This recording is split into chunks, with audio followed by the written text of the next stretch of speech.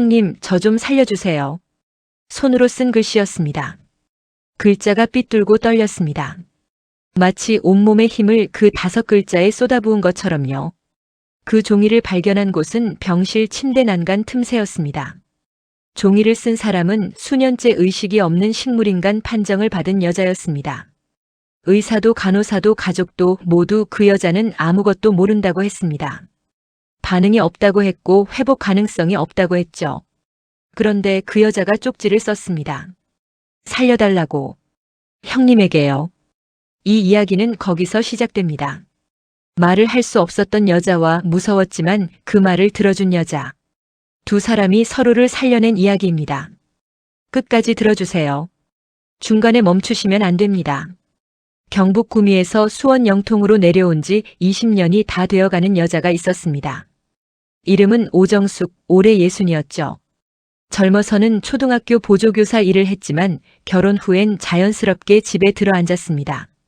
남편 최재호가 건설 현장 감독으로 전국을 다녔기 때문이었죠. 아이 없이 둘이 살았습니다. 조용하고 단출한 살림이었어요. 시어머니 최명자는 구미 본가에 살았습니다. 명절마다 올라가 전을 부치고 차례를 지냈죠. 정숙은 늘 시어머니 눈치를 봤습니다. 눈 한 번 잘못 마주쳐도 불호령이 떨어지는 사람이었으니까요. 그나마 의지가 됐던 건 동서 한수진이었습니다. 남편의 남동생 최진호와 결혼해 구미에 살았던 수진은 명절마다 부엌에서 정숙 옆에 서서 눈짓을 주고받던 사이였어요. 말 한마디 없이 서로의 마음을 알아챘죠. 시어머니가 또 잔소리를 늘어놓으면 수진이 살짝 정숙의 손등을 두드렸고 정숙은 그 온기만으로도 버텼습니다. 그런 수진이 사고를 당했습니다. 4, 5년 전의 일이었죠. 차가 교차로에서 중앙선을 넘어 들어왔고 수진은 즉각 수술대에 올랐습니다. 생명은 건졌지만 의식을 회복하지 못했어요. 식물인간이었습니다. 남편 재호는 그 사고 소식을 듣고 한동안 말이 없었습니다. 시가에서는 누구도 수진 이야기를 입에 올리지 않았어요. 그냥 그렇게 된 거야라는 한마디가 전부였죠. 정숙도 처음에는 궁금했지만 물을 용기가 없었습니다. 그로부터 얼마 뒤 남편 재호가 갑자기 세상을 떠났습니다. 저녁을 먹고 소파에 앉아 있다가 가슴을 움켜쥐더니 그대로 쓰러졌습니다. 급성 심장마비였어요. 병원에 도착했을 때는 이미 늦어 있었죠. 그때 정숙의 나이 59이었습니다. 장례를 치르고 나서 정숙은 시가 쪽과 연락을 끊었습니다. 전화번호도 바꿨고 카카오톡 친구도 전부 삭제했죠. 시어머니의 잔소리 전화도 시동생의 무뚝뚝한 문자도 이제 받을 필요가 없다고 생각했습니다. 남편이 없는데 그 집안과 이어질 이유가 뭐가 있겠어요. 그렇게 혼자 살기 시작한 지 3달이 지난 어느 화요일 오후였습니다. 낮잠을 자다 말고 울린 전화 벨소리에 정숙은 눈을 떴습니다. 모르는 번호였어요. 보통이라면 끊었을 텐데 그날따라 왠지 손이 먼저 움직였습니다. 보호자 되시는 분 맞으시죠? 환자 상태가 급격히 나빠져서 연락드렸습니다. 병원이었습니다. 정숙은 이불을 걷어차며 벌떡 일어났죠. 보호자라니. 자기한테 보호자라고 연락할 사람이 누가 있다는 건지 도무지 이해가 되지 않았습니다. 혹시 환자 성함이 어떻게 되나요? 한수진 씨요. 보호자 연락처 2번째에 등록되어 계시더라고요. 수진. 그 이름을 듣는 순간 정숙의 손끝이 차갑게 식었습니다. 첫 번째 보호자는 분명 시어머니 최명자일 겁니다. 시어머니가 전화를 안 받았다는 건 안 받은 게 아니라 일부러 피한 거라는 뜻이었죠. 그 사람은 자기 이름이 걸린 전화라면 새벽 2시에도 받는 사람이었으니까요. 정숙은 한참을 망설였습니다. 나와 상관없는 일이야. 이미 끊어진 인연이야. 다시 엮일 필요가 없어. 그런데 눈앞에서 자꾸 수진의 얼굴이 떠올랐습니다. 명절에 고무장갑 2손을 마주잡고 형수님 이거 드세요 하며 호박전을 내밀던 얼굴. 결국 정숙은 택시를 잡았습니다. 병원까지 40분. 창밖으로 스치는 풍경이 하나도 눈에 들어오지 않았습니다. 택시에서 내려 로비를 지나 엘리베이터를 탔습니다. 6층 신경외과 중환자 병동. 복도에는 소독약 냄새가 진하게 깔려 있었고 형광등 불빛이 차갑게 내리쬐었습니다. 간호사 스테이션에서 병실 번호를 확인하고 복도를 걸었습니다. 608호. 문 앞에서 정숙은 발걸음을 멈추었습니다. 문틈 사이로 보이는 건 어둑한 병실과 규칙적으로 울리는 기계음뿐이었습니다. 사람이 있는 방이 아니라 창고 같은 느낌이 먼저 들었어요. 정숙은 천천히 문을 밀고 들어섰습니다. 병실 안은 황량했습니다. 꽃 한 송이 없었고 개인 물건이라고는 낡은 수건 하나가 전부였습니다. 가족 사진도 과일 바구니도 간병인의 흔적도 없었죠. 침대 위에 수진이 누워 있었습니다. 기억 속 수진과는 너무 달랐습니다. 가끔 셀카 찍는다며 윙크까지 하던 그 활발한 여자가 이제는 수액줄이 연결된 채 뼈만 남아 있었죠. 창백한 얼굴, 움푹 꺼진 볼, 그리고 굳게 감긴 눈. 가느다란 호흡음만이 이 사람이 살아있다는 걸 알려주고 있었습니다. 정숙은 침대 옆 의자에 천천히 앉았습니다. 벽에 붙어있는 보호 자란에는 최명자라고 적혀 있었습니다. 방문 기록을 보니 지난 석 달 동안 찾아온 사람이 손에 꼽을 정도였어요. 한 달에 한 번도 채 안 됐습니다. 이 사람을 낳아준 부모도 있고 결혼했던 남편도 있는데 어떻게 이렇게까지 버려질 수가 있는 건지. 정숙은 속이 뒤틀렸습니다. 여기 와봤자 내가 할 수 있는 게 뭐가 있겠어. 그렇게 생각하며 가방을 들어 올리려는 순간이었습니다. 침대 난간 사이에 뭔가 끼워져 있는 게 눈에 들어왔습니다. 접힌 종이 한 장이었습니다. 가장자리가 구겨져 있었고 아주 작게 접혀서 일부러 숨긴 것처럼 보였죠. 난간 틈새 깊숙이 밀어넣은 흔적이 역력했습니다. 정숙은 주위를 한번 둘러본 뒤 조심스럽게 그걸 빼냈습니다. 종이를 펼치는 순간 심장이 쿵하고 내려앉았습니다. 떨리는 글씨. 겨우 알아볼 수 있을 정도로 삐뚤어진 글씨가 적혀 있었습니다. 글자 하나하나에 온 힘을 다해 눌러 쓴 흔적이 고스란히 남아 있었어요. 형님, 저 좀 살려주세요.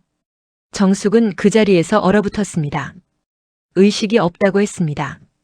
몇 년째 아무 반응이 없다고 했죠. 그런 사람이 글을 썼다고요?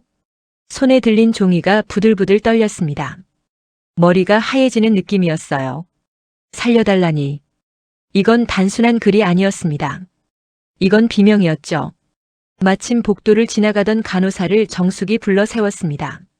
목소리가 떨리지 않게 애썼지만 잘 되지 않았어요. 저기요. 이 환자분 혹시 의식이 돌아온 적 있나요? 간호사는 차트를 힐끗 보더니 고개를 저었습니다. 아니요. 전혀요. 자극에도 무반응이고 현 상태로는 회복 가능성이 낮다고 보고 있습니다. 간호사는 그렇게 말하고 바쁜 걸음으로 지나갔습니다. 대수롭지 않다는 듯이요. 하지만 정숙 손 안에는 분명히 수진의 글씨가 적힌 종이가 있었습니다. 이건 꿈도 착각도 아니었죠. 정숙은 다시 침대 옆으로 다가갔습니다. 가슴이 터질 것처럼 뛰었지만 애써 목소리를 낮췄습니다. 혹시라도 밖에서 누가 듣고 있을지 모른다는 생각이 먼저 들었거든요. 수진아. 아주 작게 거의 숨소리만큼 낮은 목소리로 불렀습니다. 아무 일도 일어나지 않았습니다. 기계음만 규칙적으로 울렸죠. 정숙은 수진의 귀에 입을 가까이 대고 한 번 더 불렀습니다. 수진아. 나야. 그 순간이었습니다. 수진의 눈꺼풀이 미세하게 떨렸습니다. 아주 작은 움직임이었지만 정숙은 놓치지 않았죠. 그리고 굳게 감긴 눈 사이로 눈물이 한 방울 고이기 시작했습니다. 속눈썹 사이를 타고 천천히 소리 없이 볼을 따라 흘러내렸습니다. 오랫동안 울지 못했던 사람의 눈물이었어요. 참고 참다 겨우 새어나온 것 같은 눈물이었습니다. 정숙은 숨이 멎는 줄 알았습니다. 말을 잊었죠. 그저 수진의 얼굴을 멍하니 바라볼 수밖에 없었습니다. 그때 정숙의 손목 위로 뭔가 닿는 느낌이 왔습니다. 고개를 내려다보니 수진의 손가락이 정숙 옷자락 끝을 잡고 있었죠. 힘이라고 할 수도 없을 만큼 약한 움직임이었지만 분명히 의지를 가진 손이었습니다. 놓치면 안 된다는 듯 간절하게 매달리는 손가락이었죠. 등골이 서늘해졌습니다. 의식이 없다는 말은 전부 거짓이었던 겁니다. 이 사람은 깨어 있었어요. 몇 년을 이 침대에 누워서 아무도 오지 않는 이 병실에서 혼자 깨어 있었던 겁니다. 가족이라는 사람들이 한 달에 한 번도 찾아오지 않는 이곳에서 기계음만 울리는 이 차가운 방에서 말이에요. 도대체 무슨 일이 있었던 거야? 왜 아무도 모르는 거야? 아니, 정말 아무도 모르는 건가? 혹시 알면서도 모른 척하고 있는 건 아닐까? 정숙의 머릿속에서 수십 가지 생각이 동시에 부딪혔습니다. 그때 복도 쪽에서 인기척이 느껴졌습니다. 슬리퍼 소리 같은 것이 가까이 왔다가 멈추는 소리였어요. 정숙이 고개를 돌려 문 쪽을 바라보는 순간 복도 끝 모퉁이에서 누군가 급히 몸을 돌리는 그림자가 스쳐 지나갔습니다. 분명 누군가 이쪽을 보고 있었던 겁니다. 등 뒤로 찬바람이 훅 밀려드는 것 같았죠. 정숙은 반사적으로 손 안에 쪽지를 주머니 깊숙이 밀어 넣었습니다. 심장이 귀까지 울릴 만큼 세차게 뛰고 있었죠. 병실에는 기계음만 규칙적으로 울렸습니다. 수지는 다시 아무 반응 없는 얼굴로 돌아가 있었어요. 마치 방금 전 일이 한 번도 없었던 것처럼요. 하지만 정숙은 알았습니다. 이 병실에는 누군가 절대로 밝혀지길 원하지 않는 진실이 숨겨져 있다는 거요. 그리고 그 진실 한가운데에 수진이 홀로 갇혀 있다는 것도요. 주머니 속 종이가 손끝에서 바스락거렸습니다. 형님, 저 좀 살려주세요. 그 한 줄이 정숙의 온몸을 꽉 붙잡고 놓아주질 않았습니다. 정숙은 그날 밤 한숨도 자지 못했습니다. 주머니에서 꺼낸 쪽지를 식탁 위에 펼쳐놓고 몇 번이고 다시 읽었죠. 형님, 저 좀 살려주세요. 글씨가 너무 비뚤어서 처음엔 겨우 알아봤지만 볼수록 그 안에 담긴 절박함이 선명하게 느껴졌습니다. 몇 년을 누워있던 사람이 어떻게든 펜을 쥐고 눌러 쓴 글이었으니까요. 이걸 혼자 안고 있으면 안 된다는 생각이 들었습니다. 수진의 보호자는 시어머니였고 결국 그 사람이 움직여야 치료가 시작될 수 있었죠. 정숙은 쪽지를 조심스럽게 접어 가방에 넣고 다음 날 아침 시어머니를 찾아가기로 했습니다. KTX를 타고 구미역에 내렸습니다. 역에서 택시를 잡아 시어머니 아파트로 갔습니다. 남편이 살아있을 때 명절마다 오르내리던 그 계단이었습니다. 초인종을 누르자 안에서 슬리퍼 끄는 소리가 들렸고 문이 열리자 시어머니 최명자의 얼굴이 나타났습니다. 정숙을 보는 순간 눈이 가늘어지더니 입꼬리가 아래로 처졌습니다. 반가운 기색은 눈만큼도 없었어요. 무슨 일이야 갑자기. 반갑다는 말은커녕 인사조차 없었습니다. 정숙은 애써 표정을 가다듬고 거실로 들어갔죠. 시어머니는 소파에 앉으며 팔짱을 꼈습니다. 눈빛이 날카로웠어요. 뭔가 불편한 이야기가 나올 걸 이미 예감하고 있다는 게 느껴졌습니다. 정숙은 자리에 앉아 가방에서 쪽지를 꺼내 시어머니 앞에 내밀었습니다. 어머님, 이거 수진이가 쓴 거예요. 병실 침대에 끼워져 있었어요. 의식이 있는 것 같습니다. 치료를 다시 시작해야 하지 않겠어요? 시어머니의 표정이 변하는 걸 정숙은 또렷하게 보았습니다. 놀라는 게 아니었어요. 눈이 커지는 대신 미간이 확 좁아졌고 입술이 일자로 굳었죠. 마치 절대 나와서는 안 될 것이 나왔다는 표정이었습니다. 걱정이나 안타까움 같은 건 찾아볼 수가 없었어요. 그 반응을 보는 순간 정숙의 등에 소름이 쭉 돋았습니다. 시어머니는 쪽지를 낚아챘습니다. 정숙이 미처 막을 틈도 없이 종이를 두 손으로 움켜쥐더니 한 번에 찢어버렸죠. 한 번으로 모자랐는지 다시 주워서 더 잘게 갈기갈기 찢었습니다. 찢긴 종이 조각이 바닥에 흩어졌고 시어머니의 손끝이 하얗게 질려 있었습니다. 어머님, 그 여자 얘기 꺼내지 마. 시어머니의 목소리가 갑자기 낮아졌습니다. 소리를 지르는 것보다 더 무서운 톤이었죠. 그 여자는 이 집안 망신시킨 년이야. 그냥 그렇게 누워 있어야 해. 정숙은 멈칫했습니다. 돈 문제를 걱정하는 게 아니었어요. 치료비가 부담된다거나 형편이 안 된다거나 하는 이야기가 아니었죠. 시어머니의 말에는 수진이라는 사람 자체를 지워버리고 싶다는 증오가 고스란히 담겨 있었습니다. 며느리에 대한 서운함이나 불만 같은 수준이 아니었어요. 그 사람이 숨쉬고 있다는 사실 자체를 참지 못하는 것 같았습니다. 어머님, 그래도 사람이 의식이 있는데 그냥 두면 어떡해요? 의식이 있으면 뭐가 달라져? 깨어나면 더 골치 아파지는 거 몰라. 깨어나면 골치가 아파진다. 그 말이 이상했습니다. 보통이라면 식물인간이 깨어난다고 하면 기뻐하거나 안도해야 하는 거 아닌가요? 그런데 시어머니는 깨어나는 걸 두려워하고 있었습니다. 마치 잠든 사람이 깨면 안 되는 이유가 따로 있는 것처럼요. 시어머니는 소파에서 벌떡 일어나며 정숙을 내려다보았습니다. 주름진 손이 부들부들 떨리고 있었지만 눈빛은 한치도 흔들리지 않았죠. 죽어서 나가야 집안이 조용해진다. 내가 그렇게 말했으면 그런 줄 알아. 정숙은 그 말을 듣는 순간 온몸이 굳었습니다. 가족이 하는 말이 아니었어요. 아무리 갈등이 있었다 해도 며느리가 병원에 누워 있는데 죽어서 나가야 한다니요. 정상적인 사람의 반응이 아니었습니다. 정숙은 속으로 생각했습니다. 이 사람은 수진이 깨어나는 게 불편한 게 아니라 무서운 거다. 시어머니는 거실을 서성이며 계속 중얼거렸습니다. 수진 이름만 나오면 눈이 뒤집히듯 반응했죠.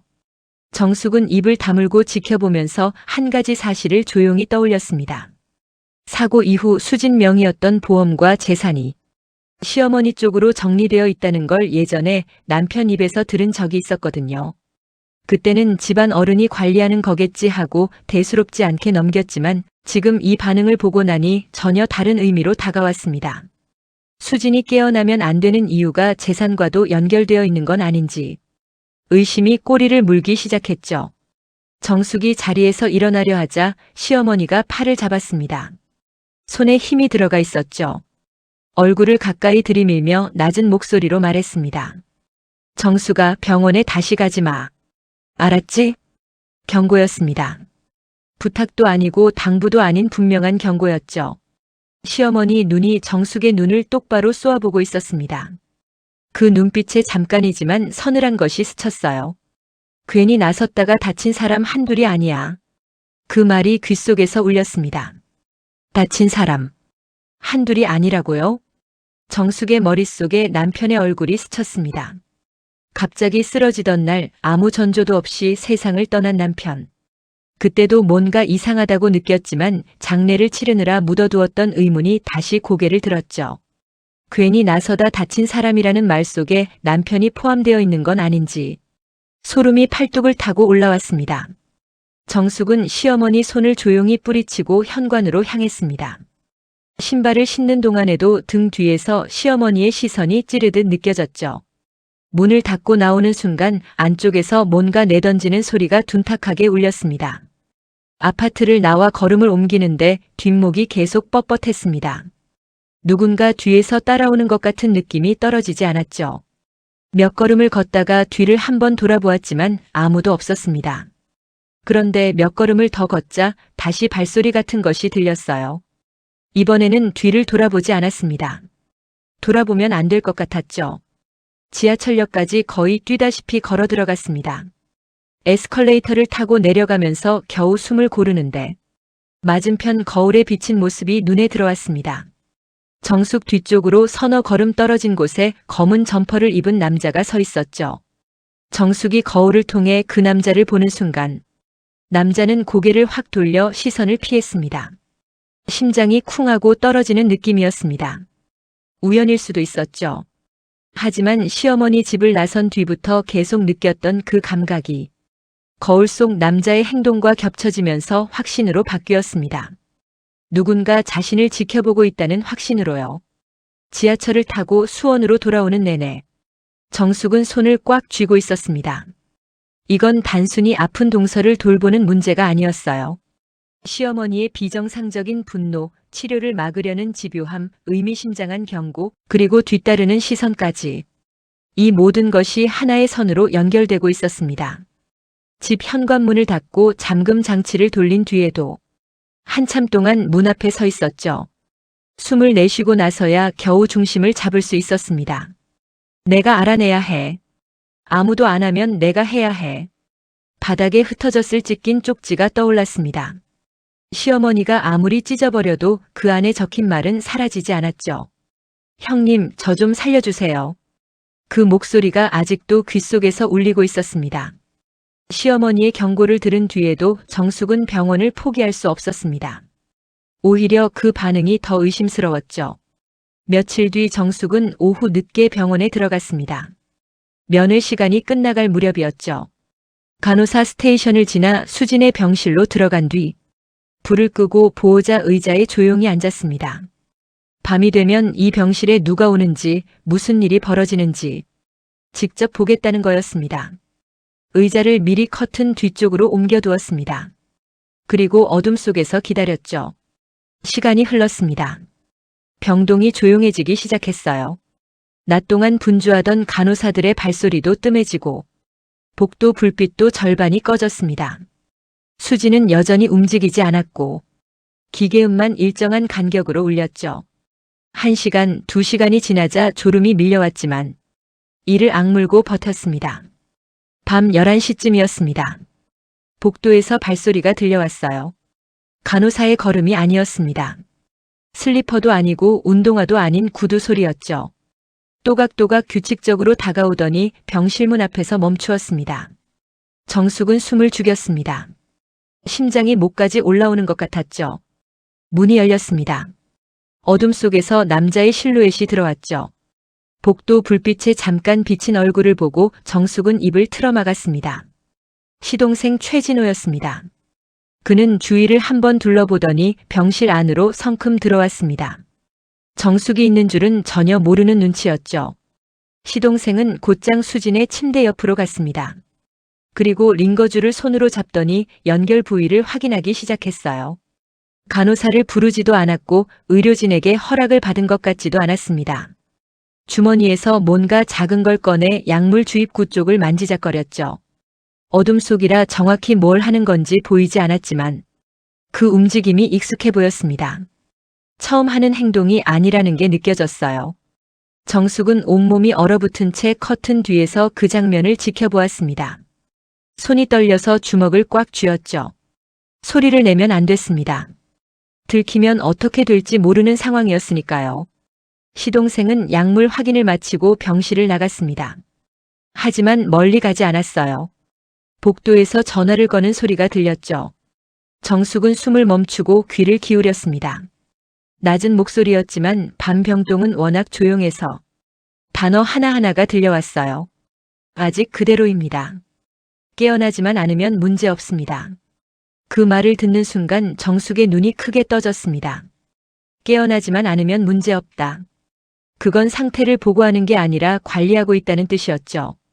누군가에게 수진이 깨어나지 못하게 하고 있다고 보고하는 거였습니다. 정숙은 떨리는 손으로 주머니에서 휴대폰을 꺼냈습니다. 화면 불빛이 새어나갈까봐 옷으로 감싼 채 녹음 버튼을 눌렀죠. 심장이 터질 것 같았지만 손가락만은 정확하게 움직였습니다. 시동생의 목소리가 계속 이어졌어요.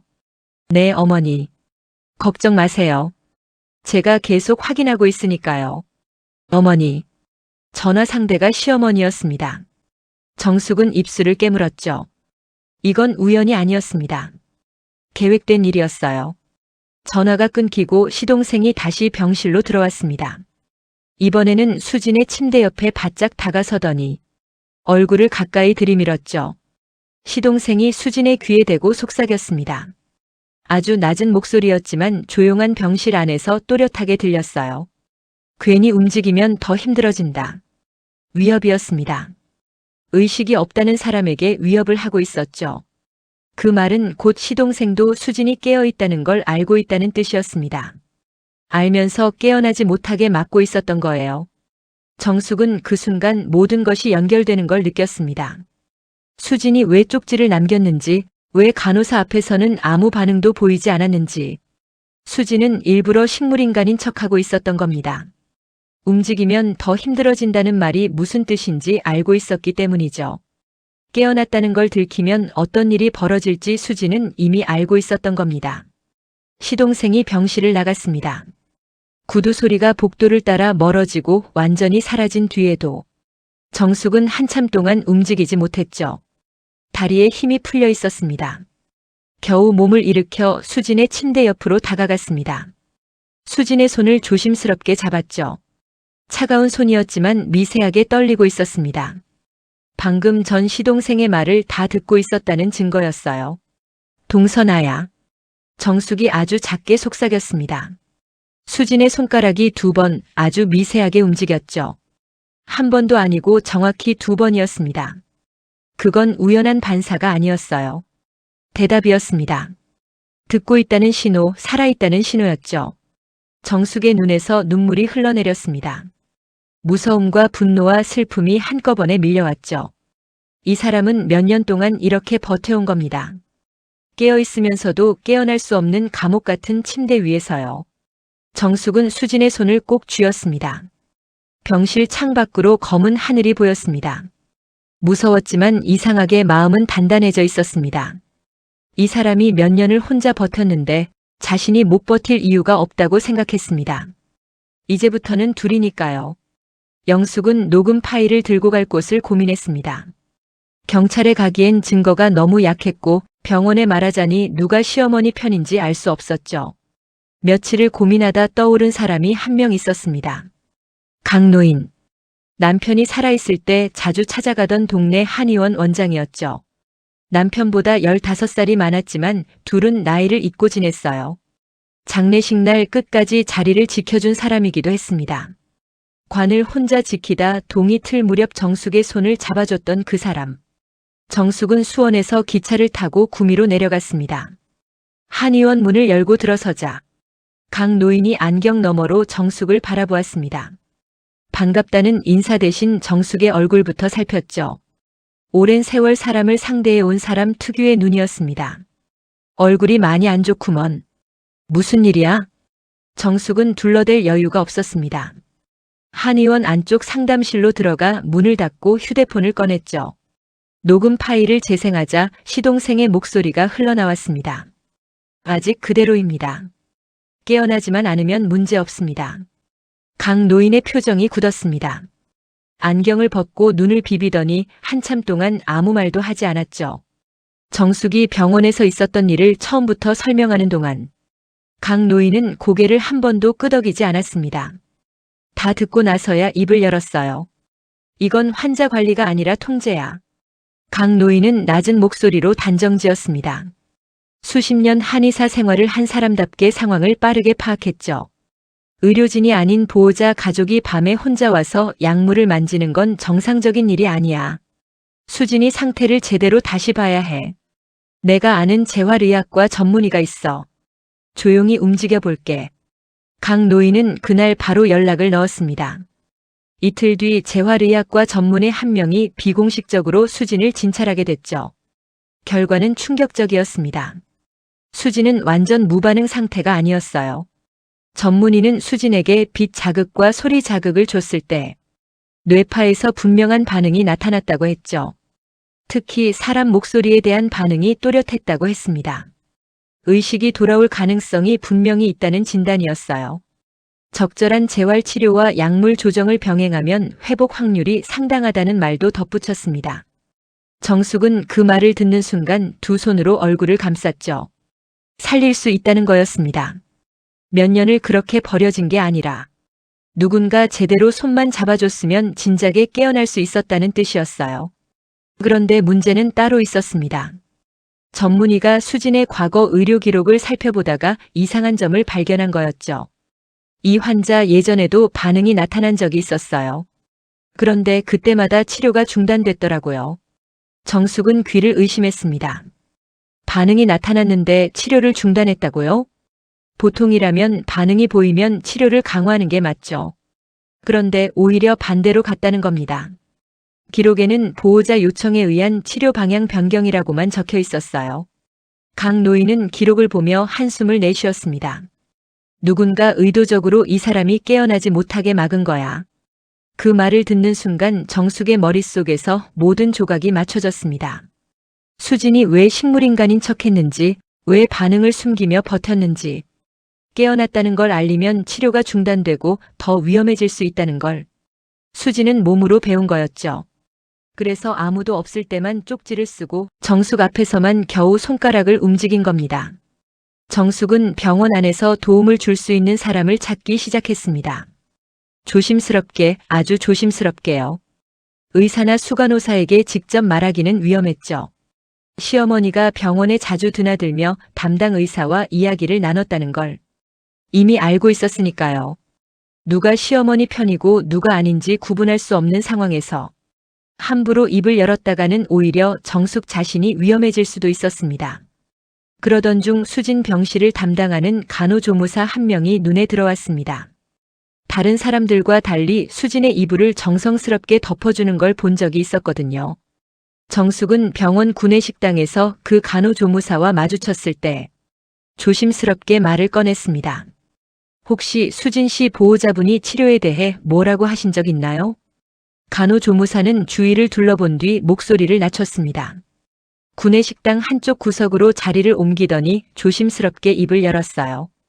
어머니라는 분이 자주 오셔서 담당 의사한테 뭐라고 하시더라고요. 재활치료 넣지 말라, 현 상태 유지만 하라. 그런 식으로요. 한 번은 재활치료 스케줄이 잡혔는데 갑자기 취소된 적도 있었어요. 저도 좀 이상하다고 생각은 했는데 보호자 의견이니까 어쩔 수가 없었어요. 정숙은 그 말을 듣고 주먹을 꽉 쥐었습니다. 시어머니가 직접 병원에 와서 치료를 맡고 있었던 거였죠. 재활치료를 넣지 말라고 지시했다는 건 수진이 깨어나는 걸 보호자 권한으로 막아왔다는 뜻이었습니다. 정숙은 강 노인에게 모든 걸 정리해서 전했습니다. 강 노인은 한참 생각하더니 무거운 목소리로 말했어요. 법적으로 보호자를 바꾸지 않으면 아무것도 바꿀 수가 없어. 지금 보호자가 시어머니인 이상 그 사람이 치료 안 한다고 하면 병원은 따를 수밖에 없거든. 맞는 말이었습니다. 결국 법적으로 보호자를 바꾸지 않으면 수진을 살릴 방법이 없었죠. 그건 시어머니와 정면으로 부딪힌다는 뜻이었습니다. 위험한 일이었어요. 하지만 정숙은 이미 마음을 정한 뒤였습니다. 제가 하겠습니다. 법적 절차가 어떻게 되는지 알아봐 주세요. 강 노인은 정숙의 얼굴을 한참 바라보더니 천천히 고개를 끄덕였습니다. 그날 저녁 정숙은 다시 병원을 찾았습니다. 수진의 침대 옆에 앉아 차가운 손을 잡았죠. 아무 말도 하지 않고 한참을 그렇게 앉아 있다가 수진의 귀에 입을 가까이 댔습니다. 조금만 더 버텨. 이제 내가 움직일게. 수진의 눈가에서 눈물이 흘러내렸습니다. 소리 없이 천천히요. 그리고 정숙의 손을 잡은 손가락이 아주 약하게 한번 움직였죠. 알겠다는 신호 같았습니다. 정숙은 그 손을 놓지 않은 채 한참을 앉아 있었습니다. 창밖으로 가로등 불빛이 희미하게 들어왔죠. 무서웠지만 이상하게 마음은 단단해져 있었습니다. 보호자 변경을 준비하면서 정숙은 수진의 과거를 파헤치기 시작했습니다. 법적 절차를 밟으려면 왜 보호자를 바꿔야 하는지 근거가 필요했거든요. 정숙은 남편이 살아있을 때 들었던 이야기들을 하나씩 되짚어 보았습니다. 수진이 사고를 당하기 전 시가에서는 한동안 돈 문제로 시끄러웠죠. 남편이 한 번은 술자리에서 흘린 적이 있었어요. 수진이가 어머니한테 뭐라고 했다가 난리가 났다. 그 뒤로 집안 분위기가 완전히 뒤집어졌다. 그때는 고부 갈등이려니 하고 넘겼지만 지금 생각하면 그게 단순한 다툼이 아니었던 것 같았습니다. 강 노인이 수소문을 해보니 수진 사고 전에 정황이 조금씩 드러나기 시작했습니다. 시어머니는 몇 년 전부터 지인들에게 투자를 권유하며 돈을 모았는데 그 돈이 제대로 운용되지 않고 있었다는 거였죠. 일종의 유사수신 사기와 비슷한 구조였습니다. 시어머니 혼자 한 건 아니었고 시동생이 실무를 맡아서 돈을 굴리고 있었어요. 문제는 수진이 그 정황을 알아챘다는 겁니다. 수진은 원래 꼼꼼한 성격이었죠. 회계사무소에서 격리로 일했을 만큼 숫자에 밝았고 앞뒤가 안 맞는 걸 그냥 넘기지 못하는 사람이었습니다. 시어머니가 친척들한테 돈을 받아가면서 높은 수익을 약속하는 걸 이상하게 여기고 직접 조사를 시작했던 것 같았어요. 강 노인이 수진의 예전 동료를 수소문해서 만났는데 그 동료가 사고 직전에 수진한테서 받은 메시지를 아직 갖고 있었습니다. 메시지 내용은 짧았지만 의미는 무거웠습니다. 증거를 확보했다. 조만간 정리할 거다. 증거를 확보했다. 그리고 그 직후에 수진은 교통사고를 당했습니다. 정숙은 그 연결고리를 떠올리는 순간 등줄기가 서늘해졌습니다. 사고 이후 수진의 휴대폰은 사라졌죠. 병원에서도 사고 현장에서도 발견되지 않았습니다. 경찰에 신고된 사고 기록에도 소지품 목록에 휴대폰은 없었어요. 수진이 쓰던 노트북도 집에서 없어졌고 관련 서류나 파일은 하나도 남아있지 않았습니다. 마치 수진이 조사했던 흔적 자체를 누군가 깨끗하게 지운 것 같았죠. 강 노인은 무거운 표정으로 말했습니다. 이건 사고가 아닐 수도 있어. 입막음이야. 정숙은 아무 말도 할 수 없었습니다. 머릿속이 하얘지는 것 같았어요. 하지만 동시에 또 다른 기억이 떠올랐습니다. 남편이 쓰러지던 날의 일이었죠. 남편은 평소에 건강했습니다. 특별한 지병도 없었고 정기 검진에서도 이상이 없었어요. 매일 아침 공원을 한 바퀴 돌 정도로 부지런한 사람이었죠. 그런데 어느 날 갑자기 집에서 쓰러졌습니다. 저녁을 먹고 소파에 앉아 있다가 갑자기 가슴을 움켜쥐더니 그대로 쓰러졌어요. 구급차를 불렀지만 병원에 도착했을 때는 이미 늦었습니다. 사인은 급성 심장마비로 나왔죠. 당시에는 충격과 슬픔에 빠져 의심할 겨를도 없이 장례를 치렀습니다. 그런데 그날을 다시 생각해보니 이상한 점이 있었습니다. 남편이 쓰러지기 전 시어머니가 직접 집에 와서 음료를 챙겨줬었어요. 배즙이라고 했죠. 건강에 좋다며 냉장고에 넣어두고 갔었습니다. 남편은 그날 저녁에 그 배즙을 마셨고 얼마 지나지 않아 쓰러졌어요. 그때는 연결짓지 못했습니다. 시어머니가 며느리의 집에 와서 음료를 챙겨주는 건 흔한 일이라고 생각했으니까요. 하지만 수진의 사고 전후 정황을 알게 된 지금 그 기억이 전혀 다른 색깔로 돌아왔습니다. 혹시 남편도 뭔가를 알고 있었던 건 아닌가? 수진처럼 시어머니의 비밀에 가까이 다가갔던 건 아닌가? 정숙의 머릿속에서 의심이 꼬리에 꼬리를 물었습니다. 단순한 가족 갈등이 아니었습니다. 이건 조직적인 입막음이었어요. 비밀을 알게 된 사람이 하나 둘 제거되고 있었던 겁니다. 수진은 사고로, 남편은 갑작스러운 죽음으로. 그리고 수진은 아직 살아있었지만 깨어나지 못하게 통제당하고 있었죠. 수진을 살리는 일이 곧 남편 죽음의 진실과도 연결된다는 확신이 정숙을 움직이게 했습니다. 이건 동서를 위한 일만이 아니었어요. 남편을 위한 일이기도 했죠. 일은 예상보다 빨리 터졌습니다. 정숙이 변호사를 만나고 돌아오던 날, 병원 로비에서 시동생 최진호와 마주쳤습니다. 우연이 아니었습니다. 시동생은 로비 소파에 앉아 다리를 꼬고 기다리고 있었어요. 정숙이 들어서는 걸 보자마자 천천히 일어났죠. 표정에 여유가 있었습니다. 기다렸다는 듯한 눈빛이었어요. 형수님. 시동생이 먼저 입을 열었습니다. 평소에는 그냥 이름을 썼죠. 그런데 오늘은 또박또박 형수님이라고 불렀습니다. 일부러 고쳐 부르는 게 느껴졌죠. 잠깐 이야기 좀 하시죠. 시동생은 로비 한쪽 구석으로 걸음을 옮겼습니다. 정숙은 잠시 망설였지만 따라갔죠. 사람들이 오가는 병원 로비였으니까 크게 위험하지는 않을 거라고 생각했습니다.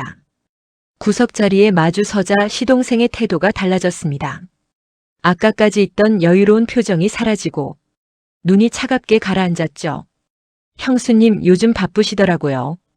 병원도 자주 오시고 여기저기 사람도 만나시고. 정숙의 등이 딱딱하게 굳었습니다. 자신의 움직임을 알고 있다는 뜻이었죠. 강 노인을 만난 것도 변호사를 만난 것도 알고 있을 수 있었습니다. 괜히 나서지 마세요, 형수님. 시동생의 목소리가 한 톤 낮아졌습니다. 주변을 의식하듯 몸을 살짝 기울이며 정숙 쪽으로 한 걸음 더 다가왔죠. 정숙은 뒤로 물러서지 않았습니다. 물러서면 지는 거라는 걸 본능적으로 알았거든요. 나서긴요. 미정이 상태가 나빠졌다고 해서 보러 온 건데. 정숙은 애써 담담하게 대답했습니다. 목소리가 떨리지 않게 온 신경을 집중했죠. 시동생은 고개를 천천히 끄덕이더니 한쪽 입꼬리를 올렸습니다. 그리고 더 가까이 다가와 정숙의 귀 옆에 대고 속삭였죠. 형수님, 형이 죽던 날 밤에 드셨던 그 배즙 기억하세요? 정숙의 심장이 멈추는 것 같았습니다. 발끝부터 차가운 것이 올라오는 느낌이었죠. 배즙. 남편이 쓰러지던 날 시어머니가 챙겨준 그 음료. 남편이 대부분을 마셨던 그것. 그 기억이 선명하게 떠올랐습니다. 시동생은 정숙의 얼굴이 하얗게 변하는 걸 지켜보며 반응을 살폈습니다. 잠깐 뜸을 들이다가 다시 입을 열었죠. 냉장고에 아직도 같은 게 남아있던데요. 그 말은 단순한 언급이 아니었습니다. 배즙이 뭔지 알고 있다는 뜻이었고 원하면 또 쓸 수 있다는 뜻이기도 했죠. 정숙은 그 순간 남편의 죽음이 급성 심장마비가 아니었다는 걸 확신했습니다. 사고가 아니었어요. 처음부터 끝까지 계획된 일이었던 겁니다. 다리에서 힘이 빠지는 게 느껴졌습니다. 무릎이 꺾일 것 같았죠. 하지만 정숙은 이를 악물었습니다.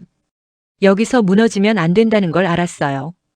표정을 숨기고 시동생의 눈을 똑바로 마주 보았습니다. 시동생은 정숙이 흔들리지 않는 걸 보고 눈을 가늘게 떴습니다.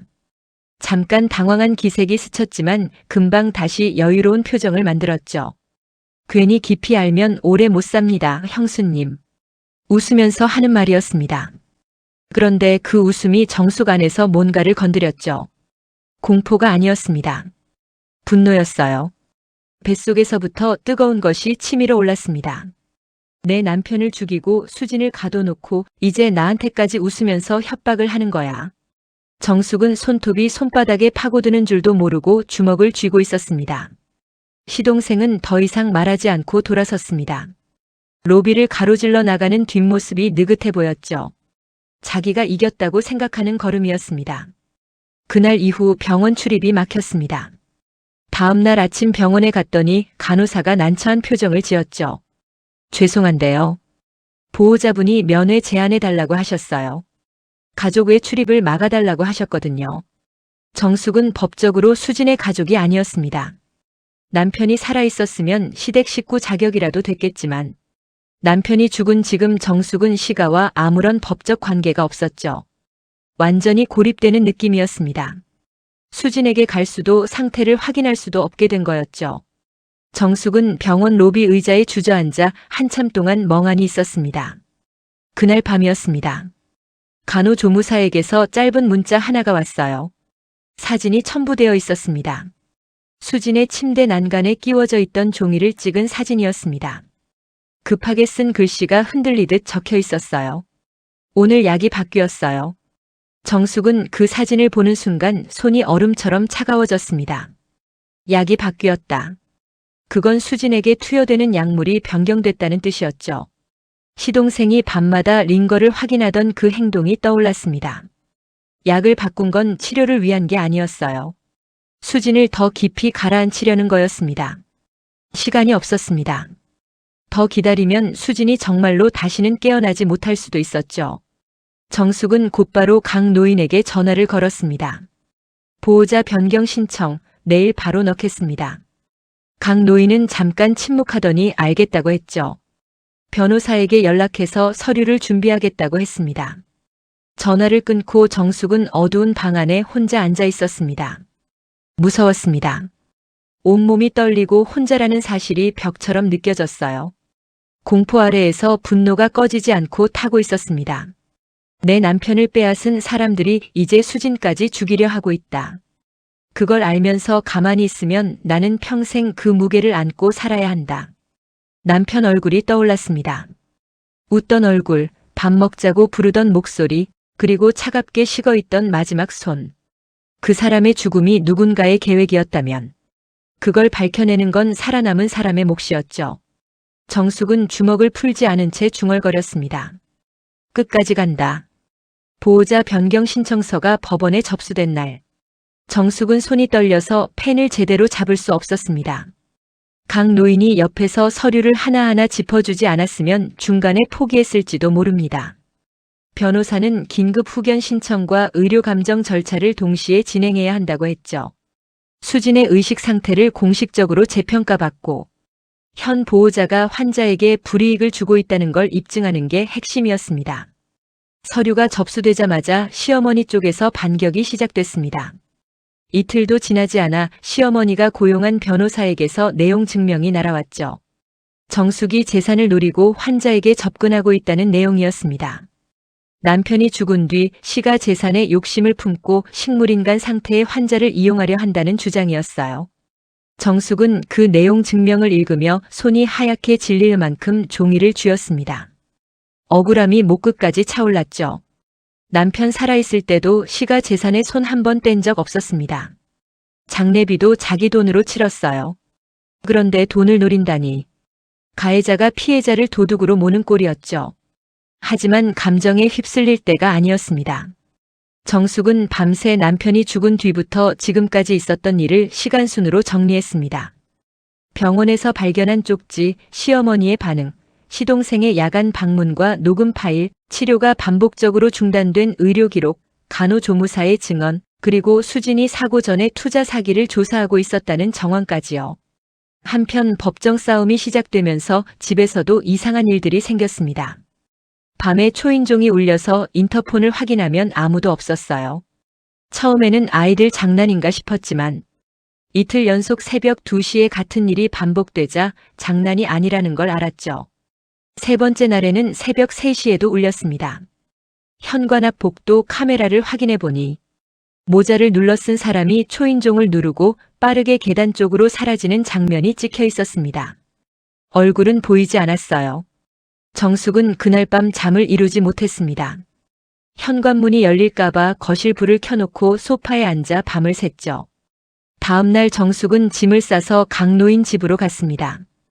필요한 옷 몇 벌과 서류 가방만 챙겼죠. 더 이상 혼자 있을 수 없었습니다. 강노인은 아무 말 없이 빈방을 내줬어요. 이불을 깔아주고 밥을 차려주면서도 괜찮다는 말 한마디 하지 않았습니다. 괜찮지 않다는 걸 둘 다 알고 있었으니까요. 대신 강 노인은 현관문 잠금 장치를 한 번 더 확인하고 창문도 모두 잠갔습니다. 말은 안 했지만 정숙을 지키겠다는 뜻이었죠. 법원 신문날이 됐습니다. 정숙은 담담하게 진술했습니다. 목소리가 떨릴 때도 있었지만 한 번도 멈추지 않았죠. 판사가 질문을 던질 때마다 준비한 자료를 하나씩 꺼내 보여주었습니다. 맞은편에는 시어머니가 앉아 있었어요. 비싼 옷을 차려입고 변호사 둘을 양옆에 세운 채 정숙을 노려보고 있었죠. 그 시선이 따가웠지만 정숙은 고개를 돌리지 않았습니다. 시어머니 측 변호사가 날카롭게 물었습니다. 남편이 사망한 뒤 시가 재산에 대한 권리를 주장하려는 것 아닙니까? 환자를 이용해 법적 지위를 얻으려는 것 아닙니까? 한마디 한마디가 칼날처럼 날카로웠죠. 정숙은 시선을 피하지 않고 대답했어요. 저는 돈이 필요한 게 아닙니다. 수진이가 살려달라고 했습니다. 그 사람을 살리고 싶은 겁니다. 법정이 잠깐 조용해졌습니다. 판사가 안경 너머로 정숙을 바라보았죠. 시어머니의 얼굴이 굳어지는 게 보였습니다. 그 무렵 병실에서도 결정적인 일이 벌어졌습니다. 법원 명령으로 정숙에게 임시 병실 출입이 허가됐습니다. 정숙은 허가서를 받자마자 병원으로 달려갔어요.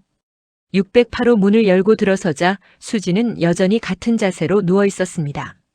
그런데 그때 시어머니가 병실로 들이닥쳤습니다. 누군가 정숙이 병원에 왔다는 걸 연락한 게 분명했죠. 시어머니는 수진의 침대 옆으로 곧장 갔습니다.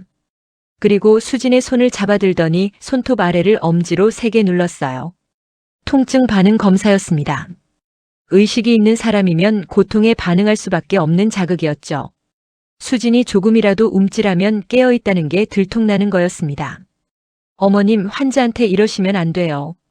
정숙이 다급하게 다가갔습니다. 비켜.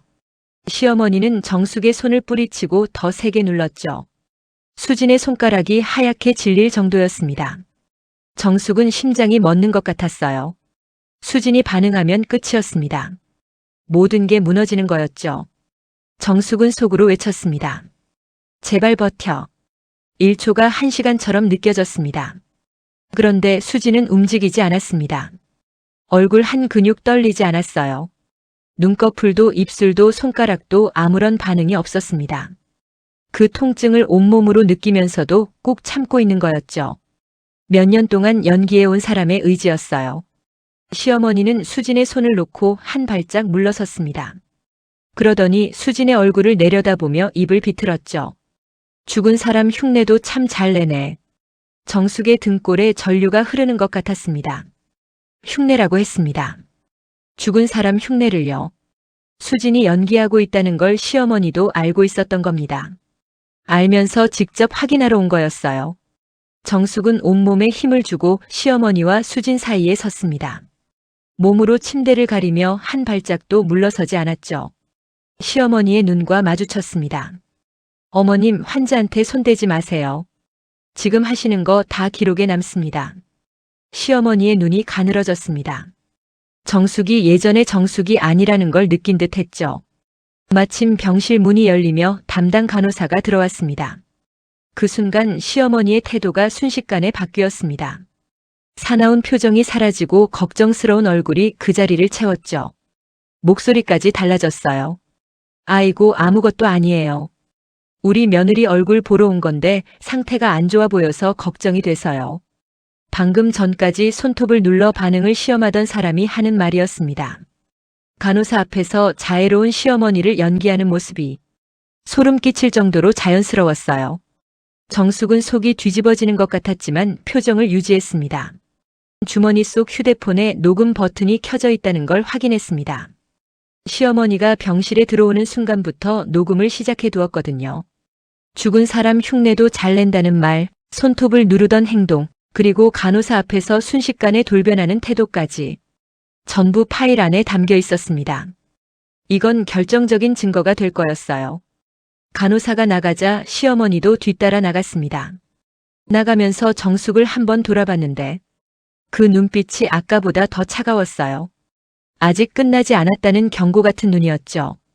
병실에 다시 혼자 남겨진 정숙은 의자에 털썩 주저앉았습니다. 손이 떨려서 무릎 위에 올려놓은 채 한참을 가만히 있었죠. 그리고 수진의 손을 꼭 잡았습니다. 조금만 더. 이제 끝나가. 수진의 손이 아주 미세하게 힘을 주었습니다. 거의 느끼기 어려울 정도로 약한 움직임이었지만 정숙은 놓치지 않았죠. 알겠다는 대답이었습니다. 아직 여기 있다는, 아직 버티고 있다는 신호였어요. 법원의 결정문이 도착한 건 오후 늦은 시간이었습니다. 변호사에게서 전화가 왔을 때 정숙은 강 노인 거실에 앉아 있었죠. 변호사의 목소리가 평소와 달랐습니다. 차분하지만 그 안에 뭔가 단단한 게 실려 있었어요. 정숙 씨, 임시 보호자로 인정됐습니다. 즉시 효력이 발생합니다. 정숙은 한동안 아무 말도 하지 못했습니다. 전화기를 든 손이 떨렸고 무릎에 힘이 빠지면서 소파에 그대로 주저앉았죠. 강 노인이 맞은편에서 정숙의 표정을 보더니 말없이 고개를 끄덕였습니다. 됐구나 라는 뜻이었죠. 법원은 의료 기록의 이상한 점과 보호자의 치료 방해 정황을 인정했습니다. 특히 시어머니가 병원에서 소란을 피우며 의료진과 충돌하는 폐쇄로 영상이 결정적이었죠. 임시 보호자 권한이 정숙에게 넘어오면서 수진의 치료에 관한 모든 결정권이 정숙의 손에 들어왔습니다. 정숙은 결정문을 받자마자 병원으로 갔습니다. 담당 의사를 만나 가장 먼저 요청한 건 약물 정상화였죠. 변경된 약물을 원래대로 돌리고 중단됐던 재활치료를 즉시 시작해달라고 했습니다. 담당 의사는 법원 결정문을 확인한 뒤 바로 처방을 수정했어요. 약물이 정상으로 돌아가자 변화는 생각보다 빨리 나타났습니다. 첫째 날은 큰 차이가 없었어요. 정숙은 하루 종일 침대 옆에 앉아 수진의 얼굴만 바라보았죠. 하지만 이틀째 되는 날 수진의 손가락이 이전보다 분명하게 움직이기 시작했습니다. 간호사가 이름을 부르면 눈꺼풀이 떨리는 반응도 더 또렷해졌죠. 사흘째에는 고개를 아주 살짝 돌리는 움직임까지 보였어요. 소리가 나는 쪽으로 고개를 기울이는 거였습니다. 수진의 뇌가 다시 세상과 연결되고 있었습니다. 정숙은 매일 병실에 앉아 그 변화를 지켜보았습니다. 1시간이고 2시간이고 수진의 얼굴만 바라보았죠. 손을 잡고 말을 걸고 반응이 올 때마다 가슴이 뜨거워졌습니다. 나흘째 오전이었습니다. 정숙이 수진의 이마에 물수건을 올려주고 있을 때였어요. 수진의 눈꺼풀이 천천히 올라갔습니다. 전처럼 미세한 떨림이 아니었죠. 분명하게 또렷하게 눈을 뜬 겁니다. 정숙은 숨을 멈췄습니다. 수진의 눈동자가 천장을 향해 있다가 천천히 움직이더니 정숙의 얼굴에 멈추었죠. 초점이 맞아가고 있었습니다. 흐릿하던 눈빛이 점점 선명해졌어요. 그리고 수진이 정숙을 바라보았습니다. 처음으로 또렷하게요. 수진의 입술이 움직였습니다. 소리는 나오지 않았지만 입모양이 보였죠. 형님. 정숙은 그 입모양을 읽는 순간 참았던 눈물이 한꺼번에 쏟아졌습니다. 수진의 볼 위로도 눈물이 흘러내렸죠. 두 사람은 한동안 아무 말 없이 서로를 바라보기만 했습니다. 말이 필요 없었어요. 눈물이 대신 말하고 있었으니까요. 잠시 뒤 수진이 떨리는 오른손을 들어 올렸습니다. 침대 아래쪽을 가리키고 있었죠. 영숙이 고개를 갸웃하자 수진이 다시 한번 같은 방향을 가리켰어요. 손가락에 힘을 주어서요. 분명한 의도가 있는 행동이었습니다. 정숙은 침대 옆으로 내려가 무릎을 꿇었습니다. 침대 프레임 아래쪽을 살펴보았죠. 처음에는 아무것도 보이지 않았어요.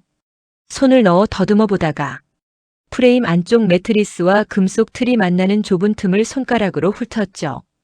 그때 손끝에 뭔가 딱딱한 게 닿았습니다. 테이프로 단단하게 붙어 있었어요. 누군가 일부러 숨기지 않으면 절대 발견할 수 없는 위치였죠. 조심스럽게 떼어내자 작은 녹음기가 나왔습니다. 손바닥에 쏙 들어올 정도로 작았고 겉면에 먼지가 끼어 있었죠. 그 옆에 오래된 스마트폰이 하나 더 붙어 있었어요. 화면이 깨져 있었고 배터리가 거의 다 닳아 있었지만 전원 버튼을 누르자 희미한 불빛이 들어왔습니다. 아직 살아 있었죠. 정숙은 두 손에 들린 물건들을 멍하니 바라보았습니다. 이게 뭐지? 고개를 들어 수진을 보았죠. 수진은 힘겹게 입을 열었습니다. 목소리가 갈라지고 끊겼지만 한마디 한마디에 온 힘을 담고 있었어요. 녹음했어요. 전부요. 정숙의 손이 얼어붙었습니다. 수진이 식물인간인 척 누워있는 동안 이 작은 기계로 병실에서 오간 모든 대화를 녹음해 온 거였습니다. 언제부터요? 사고 나고 1년쯤 지나서부터요. 깨어났는데 깨어난 걸 알리면 죽을 것 같았어요. 수진은 눈물을 흘리며 끊어지는 목소리로 말을 이었습니다. 시어머니가 병실에 올 때마다 얘기했어요. 시동생이랑 전화할 때도 병실에서 둘이 만날 때도요. 다 들렸어요. 저한테 뭘 했는지 앞으로 어떻게 할 건지 다 들으면서 녹음했어요. 정숙은 손에 들린 녹음기를 내려다보았습니다. 이 작은 기계 안에 몇 년치의 진실이 들어있었던 겁니다. 수지는 움직이지 못하는 몸으로 숨조차 조심하면서 증거를 모았어요. 눈을 감고 누워있으면서도 싸우고 있었던 겁니다. 정숙은 녹음기의 재생 버튼을 눌렀습니다. 잡음이 섞인 소리가 흘러나오다가 목소리가 들리기 시작했죠. 시어머니의 목소리였습니다. 약 좀 더 세게 내. 요새 손가락이 움직인다고 그러잖아. 그러면 안 돼. 시동생의 목소리가 이어졌어요. 걱정 마세요. 담당 선생한테 말해놨으니까요. 재활은 빼기로 했고요. 정숙의 다리에서 힘이 빠졌습니다. 의자에 앉아 있었지만 바닥으로 미끄러질 것 같았죠. 파일을 더 들었습니다. 시어머니가 시동생에게 치료 중단을 지시하는 대화, 약물 변경을 요구하는 장면, 수진의 사고 이후 재산을 어떻게 정리했는지 논의하는 내용까지 전부 담겨 있었어요. 가장 충격적인 건 사고 직후의 녹음이었습니다. 시어머니가 병실에서 시동생에게 한 말이 고스란히 남아 있었죠. 이제 됐어. 그 여자이 모은 거 다 없앴지. 휴대폰도 처리했고. 정숙은 녹음을 멈추고 한참 동안 고개를 숙이고 있었습니다. 손이 떨려서 녹음기를 놓칠 뻔했죠. 이건 단순한 증언이 아니었습니다. 몇 년에 걸친 범행의 기록이었어요. 수진을 바라보았습니다. 볼 위로 눈물이 쉬지 않고 흘러내리고 있었어요. 수진은 떨리는 목소리로 말했습니다. 살려고 버틴 거예요. 깨어나면 죽을 것 같아서 죽은 척했고 증거가 없으면 아무도 안 믿어줄 것 같아서 녹음했어요. 올 때마다 버튼을 눌렀다가 아무도 없을 때 다시 멈추고 그렇게 몇 년을 했어요. 수진의 목소리가 끊어졌습니다. 밤에 혼자 깨어있으면 천장만 보이잖아요. 그 천장을 몇 년을 봤어요. 포기하고 싶을 때가 수백 번이었는데 이 녹음기가 있으니까 버틸 수 있었어요. 이걸 누군가 들어주는 날이 올 거라고 생각하면서요. 정숙은 수진의 손을 꼭 잡았습니다. 몇 년을 그렇게 버텼습니다. 움직이지 못하는 몸으로 깨어있으면서도 눈 한 번 뜨지 못하고 통증에도 반응하지 않으며 혼자서 증거를 모았어요. 그 시간이 얼마나 길고 외로웠을지 정숙은 감히 가늠할 수조차 없었습니다. 수진아. 정숙이 불렀습니다. 다 끝날 거야. 이제 내가 있잖아. 녹음 파일은 즉시 변호사에게 전달됐습니다. 변호사는 내용을 확인하자마자 경찰에 수사를 의뢰했고 병원 내부 조사도 동시에 시작됐죠. 약물 변경 기록과 녹음 내용이 일치하면서 사건은 급격하게 커졌습니다. 시어머니는 소식을 듣고 병원으로 달려왔습니다. 택시에서 내리자마자 거의 뛰다시피 병동으로 올라왔죠. 간호사 스테이션 앞에서 큰 소리를 내며 소란을 피웠습니다. 내가 보호자인데 왜 내 허락 없이 기록을 넘기느냐? 치료 방향은 내가 정하는 거다. 담당 간호사에게 손가락질까지 했어요. 목소리가 병동 전체에 울릴 정도였죠. 수간호사가 나와서 진정하시라고 했지만 시어머니는 오히려 더 흥분했습니다. 수진 병실로 들어가겠다며 의료진을 밀치기까지 했죠. 얼굴이 벌겋게 달아올라 있었고 눈에는 분노와 함께 다급함이 섞여 있었습니다. 자기가 쌓아올린 벽이 무너지고 있다는 걸 느끼고 있는 표정이었어요. 그 모습이 병동 복도의 폐쇄로 카메라에 고스란히 찍혔습니다. 결국 시어머니는 병원 입구에서 보안 요원에게 제지당했죠. 고함을 질렀지만 아무도 문을 열어주지 않았어요. 결국 변호사의 팔에 이끌려 병원을 나갈 수밖에 없었죠. 뒤돌아서는 시어머니의 얼굴에서 처음으로 공포가 보였습니다. 자기가 쌓아올린 모든 것이 무너지고 있다는 걸 알았을 거예요. 수사가 진행되면서 사건은 걷잡을 수 없이 커졌습니다. 녹음 파일 안에 담긴 대화는 수십 건이 넘었고 시어머니와 시동생이 몇 년에 걸쳐 수진의 치료를 방해하고 약물을 조작해온 정황이 하나하나 드러났죠. 시어머니의 범행 동기도 세상에 밝혀졌습니다. 시작은 돈이었어요. 시어머니는 주변 지인들에게 높은 수익을 약속하며 돈을 끌어모았고 시동생이 그 돈을 운용하는 역할을 맡았죠. 친척들, 오랜 지인들, 심지어 교회 사람들한테까지 손을 뻗쳤어요. 믿을 만한 어른이라는 평판이 시어머니의 가장 큰 무기였습니다. 수진이 그 구조를 알아챘고 증거까지 확보하려 했습니다. 시어머니에게 수진은 집안 망신을 시키는 며느리가 아니라 자기 범행을 밝힐 수 있는 유일한 증인이었던 겁니다. 그래서 사고가 일어난 거였습니다. 수진을 입막음하기 위해서요. 사고 이후에는 깨어나지 못하게 약물을 통제하고 치료를 막고 중단시키며 수진을 병실에 가둬놓았죠. 가족이라는 이름 아래 벌어진 일이었습니다. 보호자의 권한으로 사람 하나를 침대 위에 묻어버린 거였어요. 조사가 진행되면서 남편 최재호의 사망에 대해서도 재수사 가능성이 열렸습니다. 녹음 파일 중에 시어머니가 시동생에게 한 말이 있었거든요. 큰아들도 눈치채기 시작했었는데 잘 처리됐다. 수사관은 정숙에게 남편 사망 당시의 정황을 다시 물었고 정숙은 배즙 이야기를 포함해 기억나는 모든 것을 진술했습니다. 아직 확정된 건 아니었지만 진실이 밝혀질 수 있다는 희망이 처음으로 생긴 거였죠. 정숙은 강 노인 거실에서 이 소식을 들었습니다. 강 노인은 한동안 아무 말도 하지 않았어요. 창밖을 바라보다가 조용히 입을 열었습니다. 재호가 알고 있었구먼. 그래서 그렇게 됐구먼. 그 말이 정숙의 가슴을 깊이 파고들었습니다. 남편은 알고 있었을 겁니다. 무언가를 의심하고 그래서 그 사람들에게 위험한 사람이 됐던 거겠죠.